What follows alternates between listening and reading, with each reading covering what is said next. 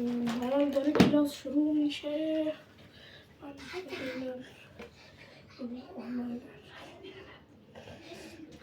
خب بچه ها سلام، حضور غیاب میکنیم.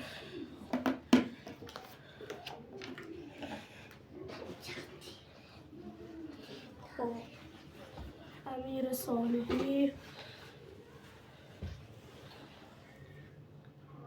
جواد، خب ببینم دیگه چند نفر.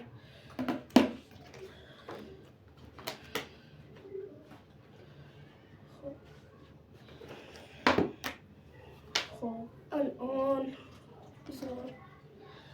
سلام بچه ها، من امروز دلم خیلی براتون تنگ شده. من امروز درس نگارش رو الان باز کنید، صفحه 75. سلام بچه ها، من امروز دلم خیلی براتون تنگ شده. معلم ما دلش برامون خیلی تنگ شده.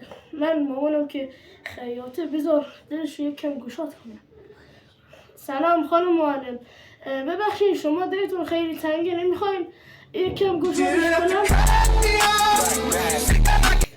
سلام خانم معلم، ببخشید شما دلتون خیلی تنگه، نمیخواین یک کم گشادش کنم؟ خفه شو بابا اشغال بیشور. الان از گروه حذفش میکنم.